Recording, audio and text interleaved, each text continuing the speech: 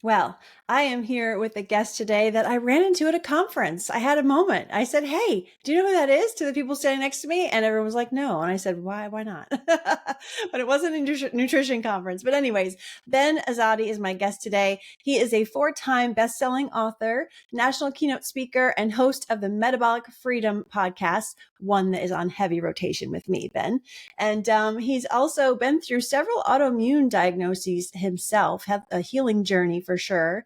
And now he's able to help people with his programs at ketocamp.com, where he's helping other people build and achieve results with keto and intermittent fasting that sticks, really. That's habits that can stick. So welcome, Ben. Gary, thank you so much for having me. It was a pleasure running into you at the Vault conference back in September. It was so much fun because, and I've told that story a million times since then, because you were so warm and gracious and welcoming. And I really appreciate that because I was having a moment. I love it. I love when it happens that way. We were both getting coffee at the stand and we ran into each other and you said hello. I'm glad you said hello. Now we have this conversation as a result of you coming up to me. Love it. Love it. Thank you so much for being here. So I did an informal poll on my Facebook in anticipation of our conversation. So my question to my friends and connections was, when I say keto, you say what? And I thought I would just share with you some of the responses and then you can Oh chime yeah. in. Yeah. Isn't that great? Interesting. I like that. Yeah. So here's the list. I got high fat, low carb. I got no carb.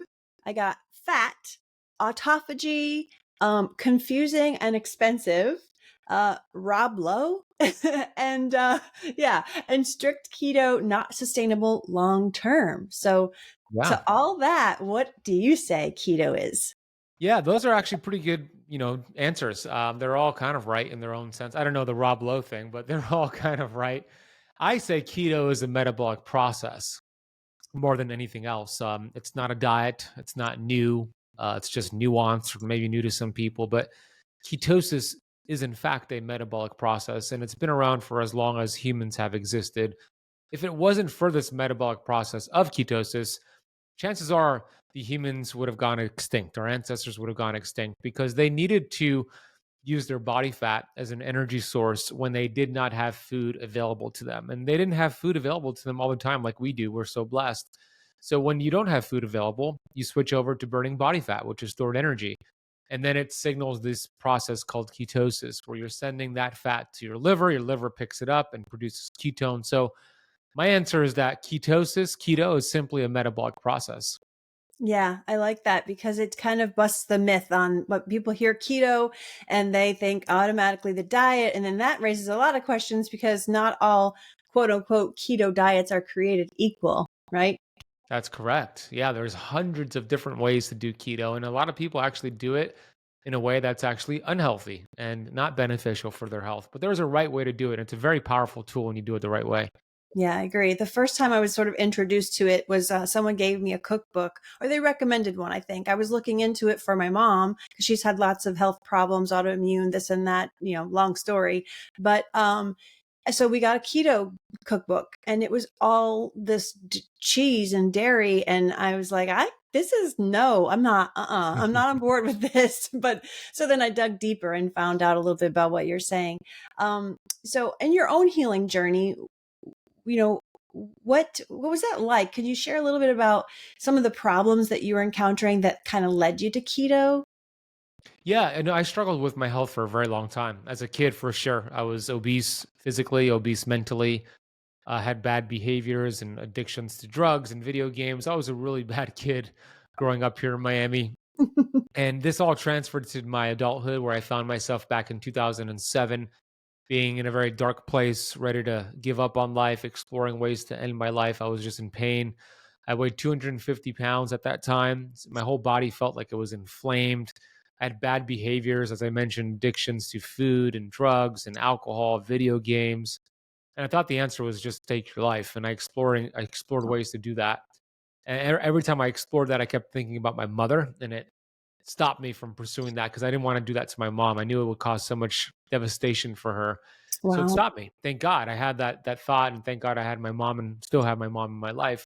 So I took ownership and responsibility over my circumstances, which was really hard to do. I started to change my mindset more than anything else. I started to get into the books of Dr. Wayne Dyer and Bob Proctor, and it really just helped me take ownership and responsibility. And everything changed the second that I did that. I went on this incredible transformation where I lost 80 pounds in 9 months. I went from being physically obese at 250 pounds to being in single digit body fat percentage. And my whole life changed as a result. I just started to feel better. I had better thoughts. The suicidal thoughts went away. Wow. And Carrie, that's what got me into the health space. And that was about 17 years ago. Mm. So along the way, I became a personal trainer. I was very much involved in the fitness space. I opened up a CrossFit gym here in Miami and operated that for a few years. And then in 2013, going into 2014, my health started to actually deteriorate again. And I tried different diets. I tried the vegan diet, a plant based diet for like a year and a half, which was not good for me. And then I started reading about the way that our ancestors ate and this keto process, this process of ketosis and intermittent fasting. And it was really interesting to me. So that's when I implemented ketosis and fasting. And it took my health to another level that I never experienced before. You know, some of the brain fog that I was dealing with went away. I started to lose extra inflammation and extra belly fat off my body at that time that was starting to come back. And that's when I actually got into ketosis. So it was a very long time ago because that was before keto was very popular and in vogue. Right. And I learned a lot of things along the way. I was very dogmatic and extreme in the beginning. I'm no longer like that. I look at keto as a tool, but not the only tool in the shed. But it really made a big difference for me. And I started to apply it to my CrossFit members and my clients. And it made a huge difference for them. And I learned a lot of things along the way when it comes to keto. But that was the starting point. 2013, 2014 is when I started implementing it. Oh, wow. I didn't realize that. So, like, how old roughly were you when you lost all that weight? I was 24 years old when I lost the weight, the 80 pounds of fat. And then when I started to get into ketosis, I was about 28, 29 years old. Okay. Okay. 20. Yeah. So, really, well, yeah. And then also, like, thanks for sharing that about the dark thoughts. I think that's something that has, a lot of stigma around it. People don't admit that very freely if they're having these kinds of thoughts. And so, thank God you had the family and the people to help keep you going. But at the Yeah. end of the day, you had to make that decision to do something different with your life, right? Yeah, at the end of the day, you're right, Carrie. It's we are the person who makes that decision. We are the only one who could take ownership and responsibility. You know, I didn't understand that word for many years, responsibility. And I remember Wayne Dyer saying, responsibility, it's your ability to respond to life. And if your ability to respond to life is poor, you're going to get poor results. But Hmm. if you change your ability to respond to life and you improve it, you're going to get improved results. And it really starts with taking ownership. It's very easy to blame other people. It feels good in the moment. Very easy to justify why you're not successful, not just with your health, but in any area. It's very easy to do that, but it's so shallow and it's not lasting. It's not going to lead towards growth or happiness or health or prosperity. And it's very difficult to take ownership and say, I am responsible. I am the reason why I am unhealthy. I am the reason why I'm unhappy or whatever the thing you're dealing with. So when Yeah. you take ownership and responsibility, it's actually impossible to feel responsible and to feel angry and resentful at the same time. As difficult as it is to take responsibility, it's also really exhilarating because now you're actually moving forward and figuring out a way to overcome the challenges that you're having. So I am a big fan of people who take responsibility and ownership. I respect that because it's a very difficult thing to do. Right. Like you say, the easy way or the hard way, but the hard way is the one that has the results and the one that has the gratification and it can change your life. And I think that's so cool that you were, I heard you say that before about Bob Proctor being a mentor of yours. I know about Bob Proctor because my mom was a big fan. And Oh yeah, so, yeah, so she's always like, Bob Proctor this, Bob Proctor that. I love So, it. yeah. So when you said that, I was like, oh, how cool. What was that like, by the way? Did you meet him, work with him personally? I love Bob Proctor. I love that your mom loves him too. He's my favorite. I listen to him every single day. He's passed on now, but every single day. I never had the opportunity of working with him personally, but I've studied so much of his material, taken his courses and seminars that I was kind of getting mentored from a distance, if you will. Sure. So Bob Proctor is incredible. I mean, his work, if you've never heard of him before, definitely go check him out. And if you have heard of him before, still go check him out. Yeah. He's just such a brilliant guy. He understands the mind more than anybody else, the subconscious mind, the conscious mind. He would say things like, faith and fear both demand for you to believe in something you cannot see, you choose. He was a big proponent of abundance. He would say things like abundance is your birthright, and I would substitute that word for health is your birthright, right? Prosperity is your birthright. So Bob Proctor is incredible. I still study him every single morning. Him and Wayne Dyer are my two go-to every single morning. They're both passed on, but their work lives on forever. That's so true. Very cool. Very cool. Gosh, so many thoughts going through my head right now. In fact, one of them that I, have this whole list of questions, and now I'm just willing to just go where the conversation takes me. But I feel like sometimes these conversations I set up for the podcast are like divine intervention. Cause like this week I've been feeling really low and mentally, and I'm like, wow, here we are talking about this stuff, and here we are talking about putting in the hard work to get the results. If I'm being honest, like I'm not putting in all the hard work. I know all the things, but I'm not practicing all of them. So when you fall out of your, the strength of routine that you build, I know you're traveling a lot. Like, what do you do to get back on the horse? Yeah, it's a great question. And I revisit my goals, Mm. and I start to control my schedule. If I could control my schedule to align with those goals, I'm going to get back on the horse, as you mentioned. I'm going to feel better. When I am overwhelmed with my calendar with activities that are not aligned with my goals, I could feel the same way, and I could relate to what you said earlier. So I revisit the calendar, and I start to remove all the things that are not aligned with these goals. I revisit the goals, revisit the calendar, and make sure they get aligned again, and then I just go from there. As long as I am congruent with the activities that are on my calendar with the goals I want to accomplish, I'm going to be happier and healthier. Yeah, that's a good point. Get back to the why. So like, why am I doing this? Right. Connected to why it's important to you. Um, hmm. So I would also love to hear, I know that you have ketocamp.com and you've been helping thousands of people, work with the keto process in their body. And what do you see people come in with as challenges, as problems, and then I don't want to say go out with, but the results that people experience from programs like the one with ketocamp.com. The biggest one, Carrie, is weight loss resistance. So many of our Keto Camp Academy students have tried all of these fad diets and weight loss programs like Jenny Craig and Weight Watchers and toxic medications like Ozempic. And the problem with all of these fad diets and approaches is that they all work short term, and then they end up doing a lot more harm than good. And they have just been so discouraged by them losing 5, 10, 20 pounds, gaining it back, losing weight, gaining it back. So when they enter and they're struggling with weight loss resistance, meaning they are having trouble getting to their goal weight, they'll lose weight and gain it back, as I just explained. I'll explain to them that weight loss is a side effect of healthy cells, and they don't have a weight problem. Somebody watching or listening right now, you don't have a weight problem. When I was obese, I never had a weight problem. It's a weight symptom. Mm. So when we get healthy at the cellular level, the weight comes off as a side effect that comes off by default. So although I want everybody to lose the weight they want to lose, that's not the main focus. The main focus is getting your cells healthy, and ketosis, ketones specifically, are a wonderful way to do that. We know ketones are anti-inflammatory.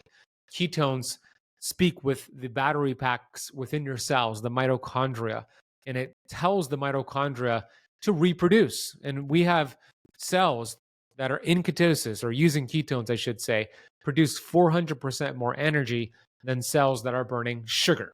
So with this extra energy, obviously we have more energy, but it also raises our metabolism, so we start to burn fat. All this is happening without being restrictive. All this is happening without counting a single calorie and weighing your food. It's just getting healthy. And the cool thing about doing it this way, the weight starts to come off and it stays off. You're not destroying your metabolism. You're not relying on willpower. It's not restrictive. So that's a big part of people who come into Keto Camp and the Keto Camp Academy are people who are struggling with weight loss, with people who have extra weight, of course, they're going to have other symptoms, typically high blood pressure, type 2 diabetes or prediabetes or PCOS for women. They're going to have sometimes autoimmune disorders. And the great thing is that keto helps with all of that, because Mhm. as long as you fix the cell, you get well. That's what Dr. Pompa always says. You fix the cell, you get well, right? And when you fix the cells with ketones and doing a keto approach the right way, all of those symptoms start to go away, because the symptoms are not the problem. The symptoms are a result of the problem. So what separates what we teach versus, let's say, conventional medicine or these fat loss programs is that they're chasing symptoms, but symptoms are a gift from the human body. They're a gift from the innate intelligence. It's the body's check engine light. The body's always communicating with us. And if we have symptoms, this is a good thing, because it's showing you something you're eating, thinking, something in your environment is putting your body out of homeostasis. I'm going to show you a symptom, which is a check engine light, so we could figure out what is it that you are doing that we need to remove. So when you remove that, the body goes to heal itself. So that's why, part of the reason why I love keto and I love applying it to so many people, because they start to realize that, wow, getting healthier and the weight's coming off and the symptoms are going away. They're getting off their medication. They're reversing their type 2 diabetes. It's a really beautiful thing to see. Absolutely, it really is. And you mentioned in there PCOS, which I had never even heard of until a couple of years ago. A friend of mine called and she said, "Have you heard of PCOS? The doctor told me I just had this." And at the time, I was like, "No, I haven't heard of it." Now, since then, I've learned and realized that it has to do with your metabolism, and it can be healed, really. And so, I think that's fascinating, that knowing that if you put your body into a state of ketosis. Now I'm simplifying it. I mean, there's more steps than what I'm saying right now, but that can really have a huge impact on all these different things that have just been named. I'll come up with all these different illnesses and all these different labels and all these different things that are getting diagnosed. Get Here you go. Here's your diagnosis. It's like the doctor gives you this little thing that you have to carry around now. And I want to be part of that solution and saying no. It's all the same thing. Or many times, like, it's pointing to the same thing. A lot of it has to do with what you're eating and how your body's processes are working. That's right. Yeah. And that's what, when you fix that, you remove the interference, the body goes to heal itself. It's the greatest physician in the entire world. Yes, yes. Isn't there a Hippocrates quote like that? Like, let the body heal thyself or something. Probably. Yeah, The guy probably. knew a lot back then. Right. So what about, okay, when people think, like, even in the list of the poll that I did, they think about fat. It's high fat diet, and there's people out there that have had their gallbladders removed. How do people, can they just go ahead all in with the keto diet and if they don't have a gallbladder? They're, they need to, there's modifications for that, because the gallbladder is a very important organ. And unfortunately, it's one of the top procedures in the United States is to remove a gallbladder from, like, gallstones or gallbladder pain. And when you don't have a gallbladder, you don't have a storage house for something called bile. So the liver, which is one of the most important organs in the body, I call it the soccer mom organ, because it does so many things for us, like a soccer mom does for her family, amazing things. The liver produces bile. Bile is a green, we'll call it a detergent, that breaks down fat and helps with detoxification. The gallbladder stores that bile. So when you eat fat, the gallbladder starts to drip that into your digestive system to break down the fat, and you digest it properly. Without the gallbladder, you don't have a storage house. That's the bad news. The good news is that you still have your liver. So your liver is what's producing the bile. You just don't have a storage house for the bile. So what you want to do, and I have a whole protocol for this in the Keto Camp Academy, but I'll give some general guidelines here. You want to go slow. You want to spread out the fats, don't have too much fat in one meal. So if you're doing like intermittent fasting or one meal a day, it's probably not a good idea in the beginning to do that. It's better to have smaller meals that are spread out to give your liver time to adapt and adjust. You also want to do other things to support the liver. You want to incorporate bitter-rich foods, are amazing for the liver. I would say bitter for the liver. So these are foods that taste bitter that actually support the liver's ability to produce bile and break down fat. So this would be artichokes, ginger, lemons, limes, apple cider vinegar, coffee. Organic coffee is a bitter. Rosemary, thyme, basil. These are herbs that are bitter. So think anything that's bitter. You want to increase your bitters to help that liver support, help the bile production to break down the fat. You might want to consider taking a supplement like ox bile, which is actually additional bile to help break down the fat as well. But the great thing is that after you kind of go slow, eat the bitter, spread out the fats after about 2-3 weeks or so, now the liver has adapted and adjusted, and you can go full on keto, and it shouldn't be an issue.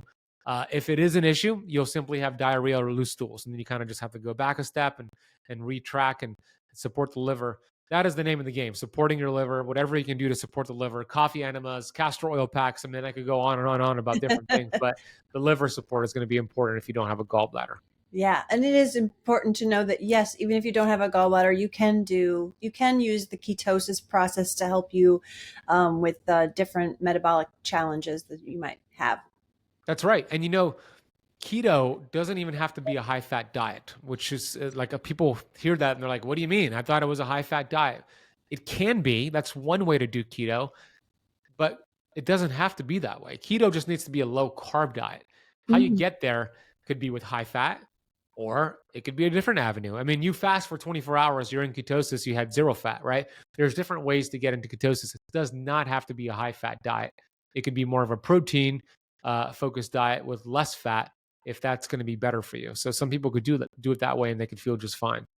Aha, kind of busting some myths there. So people, yeah, because I think our minds just goes to simplification of everything. We have a lot to categorize in our brain, and then we end up just bottom lining it. But there's always nuance to the story. So that's it. It's the nuance. That's it, right? yeah. So that's good though. I know it's kind of could be overwhelming and confusing, but there are many different ways to enter ketosis. High fat is one way, but it's not the only way.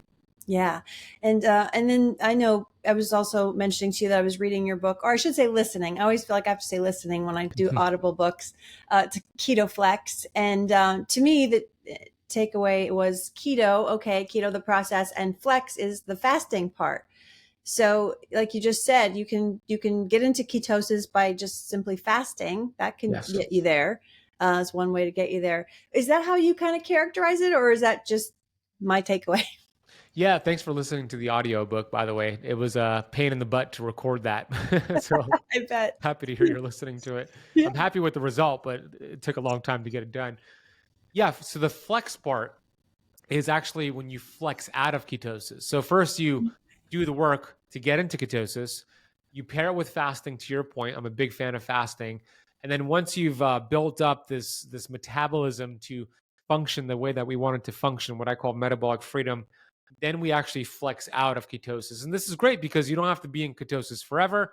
You could have these, what I call feast days, to intentionally get yourself out and then back into ketosis to sustain this metabolic flexibility. Okay, yeah. And then just I would say caveat, and you correct me if I'm wrong, but feast days does not mean cheat days. That's right. Yeah, and I'm very intentional. I never say cheat day. I say feast day. You're eating a lot of healthy carbs, but healthy carbs. You're not eating pizza and donuts. Now, if you're going to eat pizza and donuts, having it on a flex day is the best way to do it, but that's not ideal. You want to do it with a feast of healthy carbohydrates, not processed carbohydrates. Yeah, makes sense. To me anyway, but I like to clarify it. Now I was thinking too about how dire of a situation it is to have belly fat. Like I think in popular culture for many, many years now, think Homer Simpson's, we've made fat funny, especially for men, not so much for women, but like fat is supposed to be funny, but actually there's a really, really dangerous thing about belly fat, right?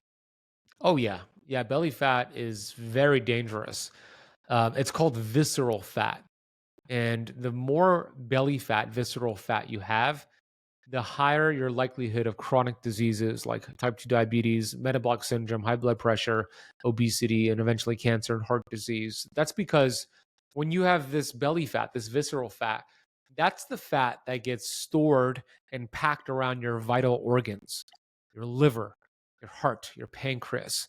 And the more fat you have around these organs, the more pressure it applies, and it makes your organs, it makes it more difficult for your organs to function. So it leads to fatty liver disease, fatty pancreas, type 2 diabetes, insulin resistance, cancer. I could go on and on. It's not just visually unpleasing, it's actually viscerally really unhealthy for you. It's releasing inflammatory cytokines. It's creating rapid aging and inflammation. That's different than subcutaneous body fat, which is the fat around like your arms, Hmm. the fat around your wrist that you could pinch. That's a healthy fat. Nothing wrong with that. That's subcutaneous fat. But the fat around your organs, the white fat, that is really dangerous. And you're right, Carrie. We've made fun like Homer Simpson, and it's fun to like make fun of these things, but it's really dangerous for you. It increases your risk of chronic disease by a high percentage. And the good news is that you could burn some of that visceral fat off. There's some effective ways to do that, and I'm happy to share some if you want. Yeah, that would be great. And yeah, also if you could apply it to women over 40. Yeah. So women over 40, this is even more important because what happens is as you go through perimenopause and then eventually through menopause, as the ovaries start to shut down, and it does that, that's the way that women are designed. It goes into retirement. Right. The adrenal glands pick up the slack for the ovaries. So the ovaries were producing estrogen, testosterone, and all these amazing hormones. Once that starts to shut down through perimenopause and then eventually menopause, the adrenal glands have to produce what the ovaries were producing. And one of the things that is happening here is that the adrenal glands become overstressed and overwhelmed. And then you have high levels of cortisol. When you have high levels of cortisol, and this is really relevant for women over 40, this is common, I should say, then you start to pack on that visceral belly fat.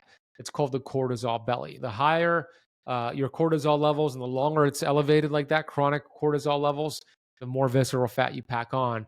So, one of the best things you can do is to find ways to buffer that stress response and support the adrenal glands. One of the best hormones to counteract cortisol is with oxytocin. Oxytocin is called the love hormone or a drug hormone. But when you produce oxytocin, you lower cortisol levels. So the great thing about oxytocin is that it's easy and free to produce. Hugging somebody for 10 seconds or longer produces oxytocin. Kissing your dog, your pet, your cat produces oxytocin. Doing things you enjoy and you love, whether it's like pickleball, for me, it's basketball. Maybe it's like sewing or playing like a puzzle, whatever you enjoy doing produces oxytocin. Watching funny movies produces oxytocin. So if you could find ways to, and I know it sounds crazy, wait, laughing will help me burn belly fat? Yeah, it will because it produces oxytocin and it lowers cortisol. And for women over 40, that's the challenge. And you might want to take some adrenal support. Make sure your sleep is a high quality sleep. All of this will help you burn that belly fat for women after 40. There really is a correlation between doing things that make you happy, whatever that is, and weight loss. 100%. Like you can't be without any joy in your life and lose weight. No, it's going to be really difficult. So You're going to be in an inflammatory state. yeah. Yeah, it's going to be very difficult to do that. And over the last few years I've had this phrase in my mind about like, is it that I've gained some weight or is it just inflammation? I think that I really love the approach, like you said, Dr. Pompa, and your philosophy about getting to the cell and having that be, because that could be an issue. I think you maybe fill in the blanks for me a little bit of maybe it's not so much, and maybe it's a little bit of pounds because, it's not like morbidly obese weight we're talking about, at least for me personally, but like, I think it's inflammation. That is it. And there's two types of inflammation. There's acute inflammation and there's chronic inflammation. So acute inflammation is not necessarily bad. I'll give you an example of acute inflammation. You sprain an ankle playing pickleball, or you're sore from a workout, you have acute inflammation. That's actually a good thing because your body goes to repair it and you get stronger, and then you recover in a matter of days or weeks. Chronic inflammation is the problem. And when I say chronic inflammation, I mean cell inflammation. To your point, Carrie, it isn't until you reduce your cell inflammation that you could lose weight, feel better, live a longer, healthy life. And so many people have cell membranes that are inflamed. Let me unpack that real quick. Yeah. We have about 70 trillion cells inside of our body. Every cell has a protective layer around it called the cell membrane. And if that is inflamed, then you're going to have symptoms. You're going to gain weight. You're going to have brain fog. You're going to feel tired because that cell membrane has these receptor sites that pick up communication from your hormones, all of your hormones, fat burning hormones, energy producing hormones, feel good hormones. They need to connect to the cell membrane and get into the cell. The food you eat and the supplements you take also need to connect to the receptor sites and get into the cell, oxygen as well. And if that's inflamed, then it's not connecting to your cells, it's not getting into the cell, and you're essentially going to have symptoms. So when you lower cell membrane inflammation, now things start to connect. Good things get in, bad things like toxins get out of the cell, and then the weight loss comes off. You have mental clarity, you have amazing energy levels throughout the day. You feel really good, right? So that is the overall goal. To your point, it isn't until you lower cell inflammation that you are going to get your life back. You got to do that first. Right, right, right. So, and then, we mentioned a little bit earlier too about this connection to sleep, because it's kind of like these dominoes start to fall, and people feel the different symptoms of maybe they gained a few pounds, maybe their sleep's starting to be not as smooth or quality, and they don't know why. And it's just like one after the other. And then it's kind of like, well, where do I start? Where do I begin? Because there's all these tools and my head is spinning. And so, where would you say is a good place to start if people are in that space of having gained some weight, not having quality sleep, maybe aging is starting to become a factor, having aches and pains they never had before? What do you think is a good first step? Yeah, I'm sure that's a question your audience is wondering. So, perfect question. I would start with the fundamentals, the foundations of health. You mentioned sleep, right? I'd start there. Start working on your sleep. And it's not really about the quantity, meaning total time of sleep, it's about the quality. So, do things to improve your sleep starting tonight. What you can do is avoid artificial light an hour to 2 hours before bed. That's going to raise cortisol and lower melatonin, the opposite of what you want at night. So make sure you're not getting a lot of artificial light right before bed. And if you have artificial light, you could wear like these blue light blocking glasses, the orange ones the red ones that I wear at night. Make sure your bedroom is dark and cold. That's going to help with good sleep. Wear a sleep mask or earplugs if you are a very sensitive sleeper. So sleep, I would start there. After you've done that, then you could start to add on another habit change. And I recommend doing it this way versus doing it all at once. So Yeah. maybe that next habit change would be, okay, I'm going to just eat whole foods. Not Whole Foods supermarket, but Right. whole foods, real food. Real food. So Yeah. yeah, so instead of drinking apple juice, I'm going to eat the apple. Instead of eating boxed food, I'm going to actually eat real food. So when you shop, you're going to shop the perimeter, and you're going to shop for real food that does not require an ingredients list, because you're seeing what the ingredient is: avocado or eggs or beef or chicken, whatever it is. You're going to just eat real food. And then after that, you could take the next step and start to lower your carbohydrates, right? It doesn't have to be low enough for keto, which is 50 grams or less, but just cut it in half. Cut your carbs in half, and then increase protein and fat. That could be your third step. And then I'll give one more step to add on after you've mastered these first three. Move your body. You don't have to go to the gym, although that's great, but walk. There's a really interesting study that showed, and it just came out 2 years ago. It showed that people who walk 5 to 7,000 steps per day versus those who walk less than 3,000 steps per day had a less likelihood of dying from all cause mortality, any deaths, by up to 75%. Wow. Dramatically less chance of dying if you just got 5 to 7,000 steps per day. So that would be my recommendation. Now, it would be great to get more than that. 10,000 is a good goal to eventually get to, but at least 5,000 steps a day.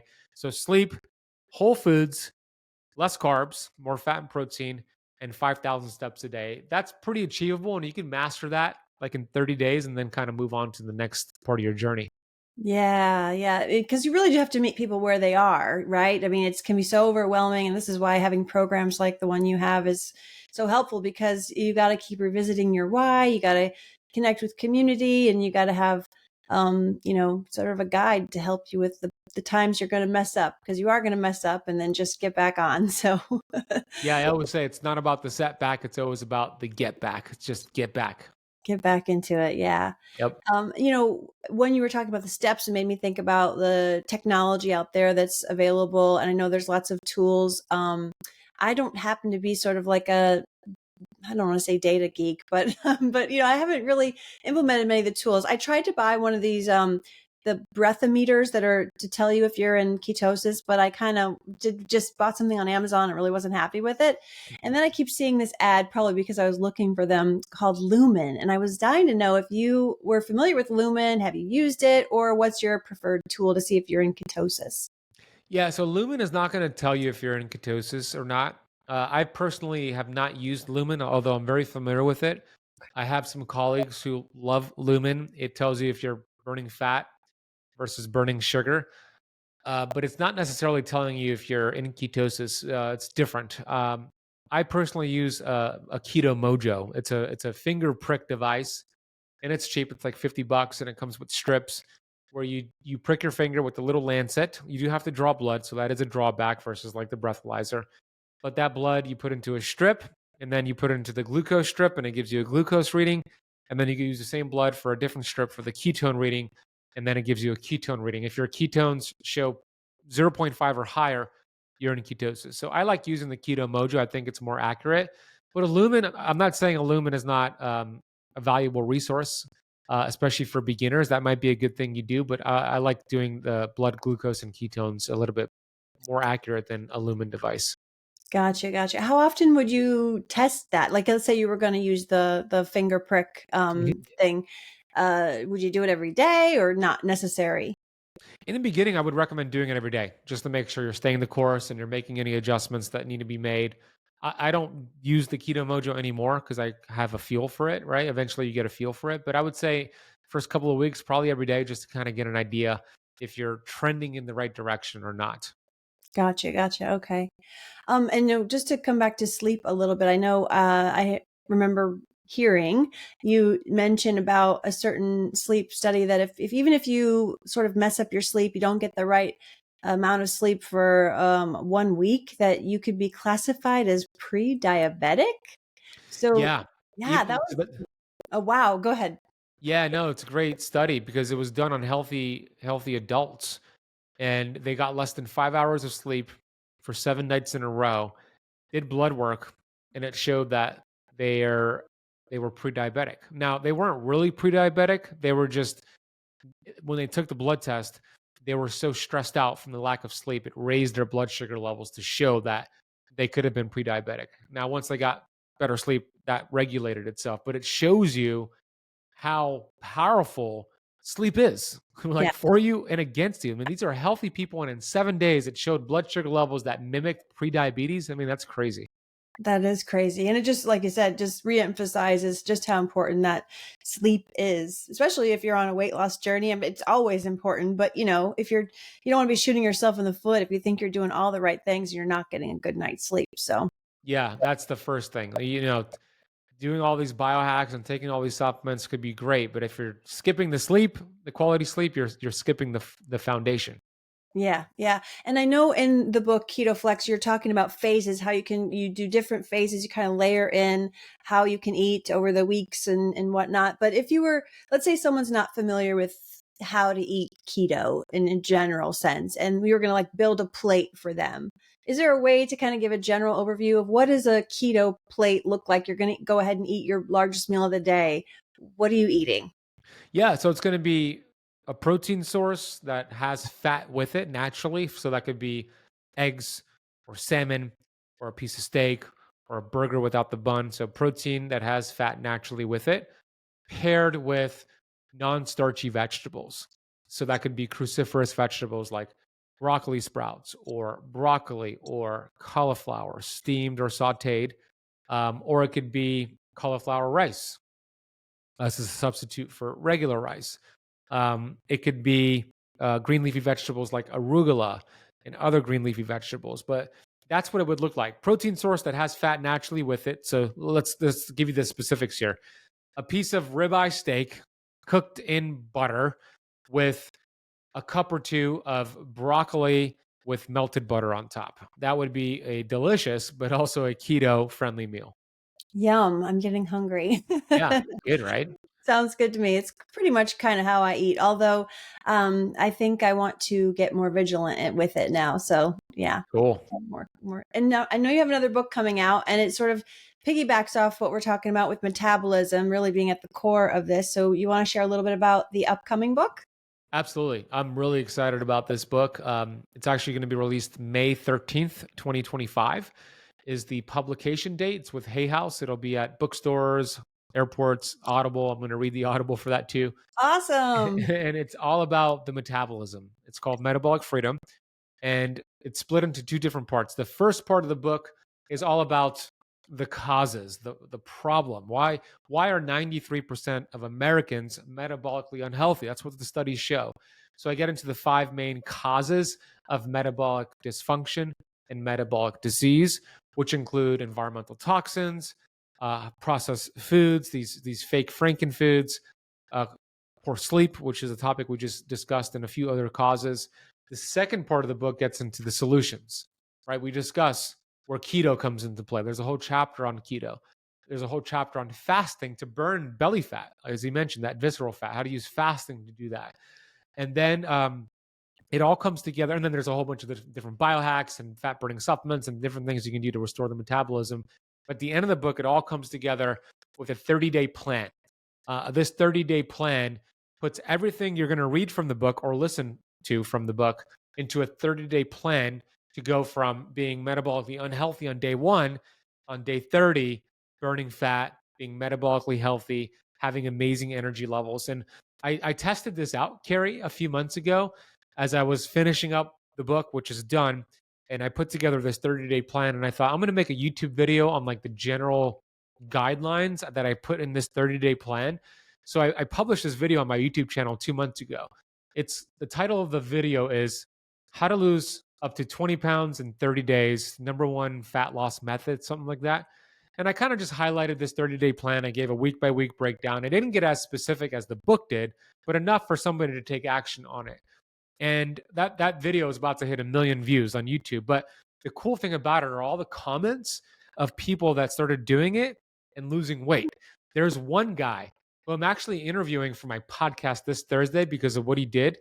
This guy started following the video, the plan in the video.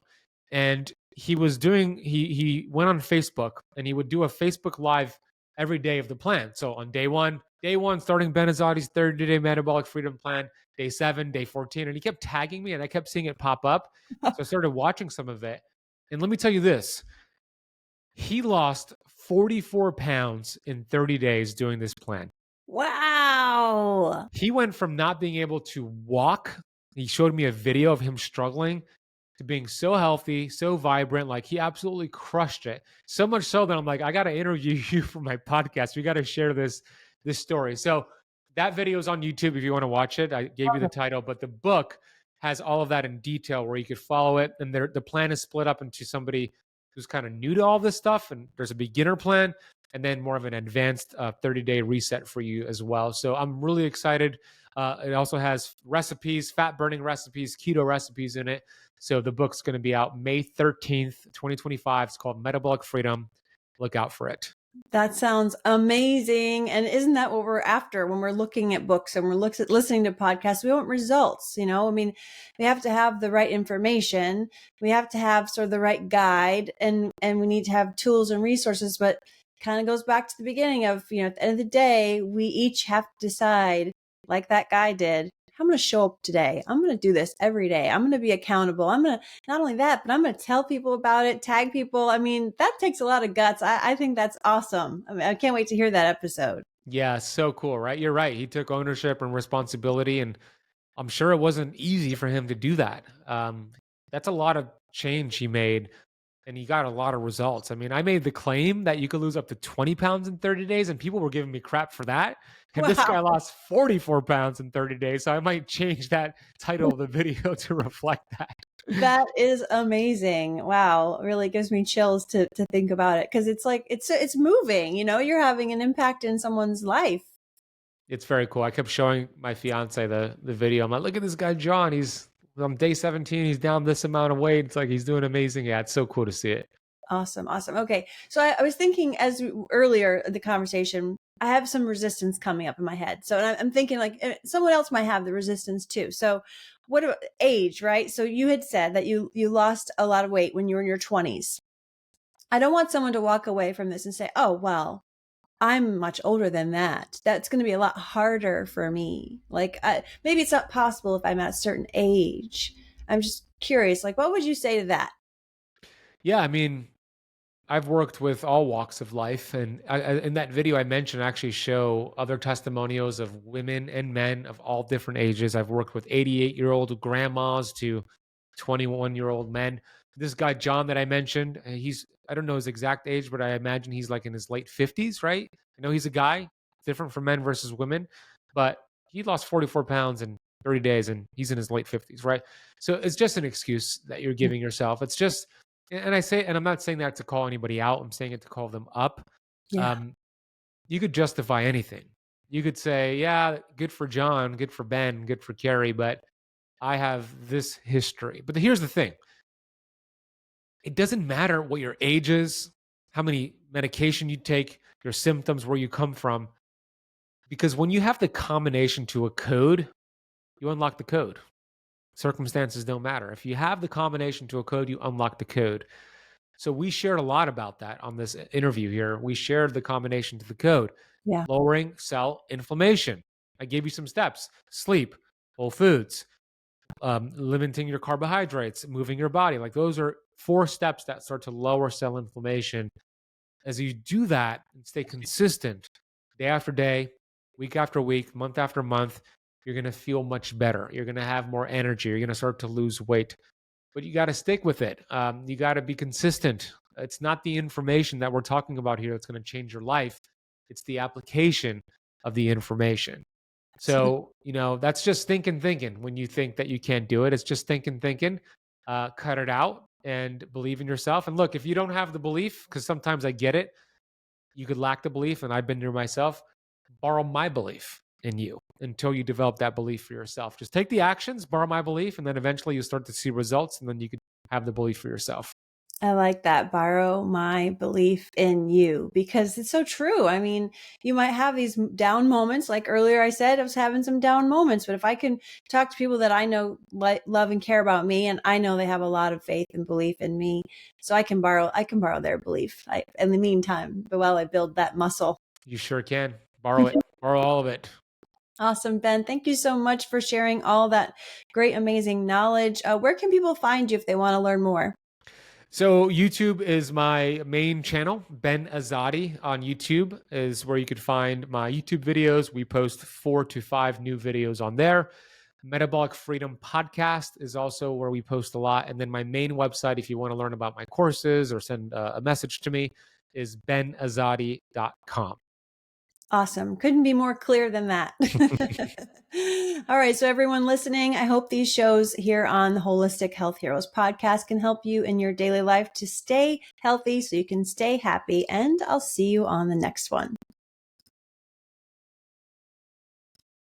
Ta-da!